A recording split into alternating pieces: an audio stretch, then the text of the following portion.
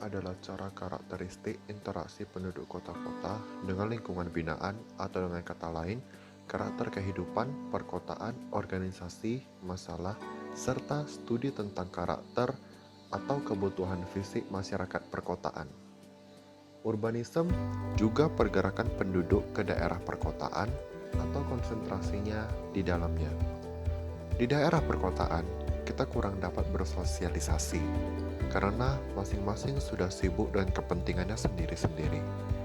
Pola interaksi masyarakat pedesaan adalah dengan prinsip kerukunan, sedang masyarakat perkotaan lebih ke motif ekonomi, politik, pendidikan, dan kadang hierarki.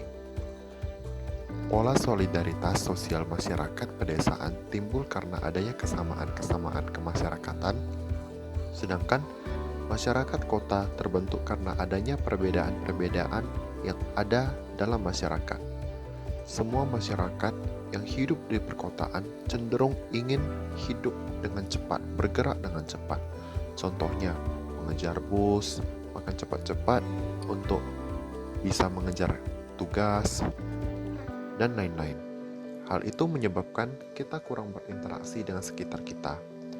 Menurut De Grussoy, hidup yang serba cepat di perkotaan disebabkan oleh lingkungan, perkotaan, dan industrial. Maka dari itu, menurut dia, mungkin akan lebih berguna jika kita mempertimbangkan kehidupan yang lebih lambat. Dari situlah awal mula slow urbanism dikembangkan. Slow urbanism adalah sebuah konsep kehidupan di mana kita menjalani kehidupan tidak secara tergesa-gesa guna untuk mendapatkan kembali rasa keberlanjutan dan hubungan antara lingkungan dan individu. Dari karakteristik dan uraian-uraian sebelumnya, menunjukkan bahwa memang adanya kota yang lambat. Contohnya yaitu ada kota Midden-Devlen, Belanda, dan Hersbruck, Jerman. Midden-Devlen, Provinsi Zuid-Holland, Belanda. Terletak di daerah yang paling padat penduduk, Randstad dengan 1,3 juta penduduk yang sudah diketahui secara umum oleh Slow City pada Juni 2008. Kota yang terletak di antara Delft dan Rotterdam berada di bawah tekanan urbanisasi yang intens dan telah kehilangan area hijaunya di 20 tahun terakhir. Oleh karena itu, kota ini diberi tugas untuk melestarikan dan meningkatkan area hijau oleh pemerintah pusat. Dalam lingkup slow urbanism ini, kaum muda lokal diberi sumber daya pendidikan dan rekreasi. Pusat kota yang otentik diciptakan dan berbagai peraturan dibuat terkait penggunaan, pengawetan, dan peningkatan karakteristik lokal produk seperti anggur, keju, dan madu itu sudah hadir dalam budaya dan tradisi. Aksesibilitas telah ditingkatkan dengan bantuan sistem tanda internasional dan potensi pariwisata telah ditingkatkan melalui organisasi wisata kanal di wilayah tersebut.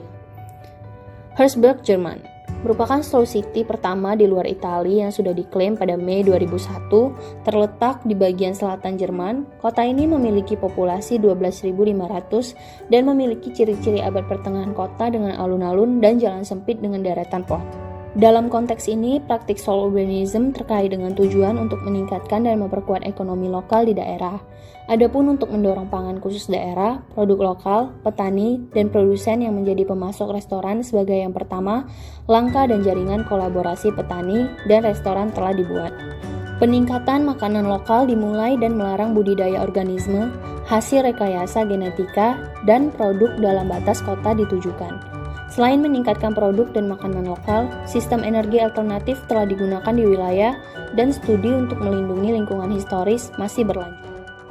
Solo menjadi pelopor kota slow urbanism atau slow city di Indonesia setelah wali kota Solo yaitu FX Hadi Rudetmo menerima masukan untuk pengembangan kota Solo ke depannya dari budayawan Taufik Rasen dan penggerak slow urbanism.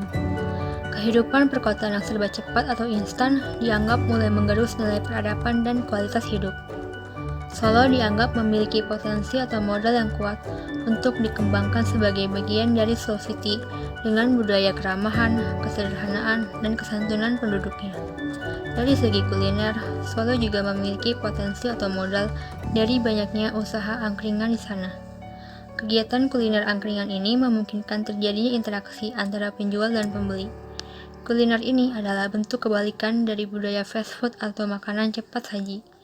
Adanya proses interaksi ini mengembangkan budaya yang menghargai irama dalam kehidupan dan keseimbangan sosial budaya.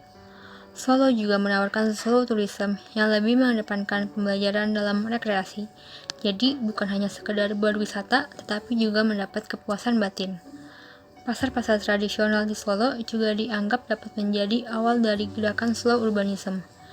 Pasar menjadi aset yang dapat mempertahankan pamor pasar tradisional di tengah kepungan toko modern dan instan.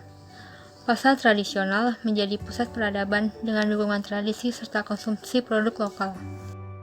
Meskipun sama-sama menerapkan gerakan slow urbanism atau slow city, tetapi antara kota Solo, Midden-Delfland, dan Hersbruck memiliki fokus yang berbeda yang dikembangkan dalam gerakan ini. Kota Solo lebih memfokuskan kepada budaya saling menghargai dan menghormatinya, juga pada aspek kuliner dan pariwisata. Sedangkan kota Midden-Delfland lebih berfokus pada pengembangan area hijau di kotanya untuk melaraskan gerakan slow urbanism. Kota tersebut memiliki visi dan misi untuk melestarikan daerah pertanian dan pemukiman, juga meningkatkan potensi pariwisatanya dengan mengizinkan banyak rekreasi seperti kanal wisata. Kota Hersbruck sendiri bertujuan untuk meningkatkan ekonomi lokal dengan mendorong petani dan produsen menjadi pemasok di restoran. Selain itu, kota Hersbruck juga memfokuskan kepada peningkatan kualitas lingkungan dan padang rumput. Jadi kesimpulannya ialah slow urbanism adalah gerakan yang didasarkan karena semakin banyaknya pola hidup serba instan dan tingginya konsumerisme. Pesatnya pertumbuhan dalam suatu kota juga menjadi pendorong gerakan ini. Kehidupan yang serba instan, cepat tanggap, menggerus nilai peradaban dan kualitas hidup. Makna slow bukan berarti dalam makna negatif, seperti kota yang lambat dan minim produktivitas, tetapi kota yang melebihi menghayati kehidupan irama, komunitasnya, atau kelompoknya, sehingga muncul keseimbangan hidup yang lebih bermakna.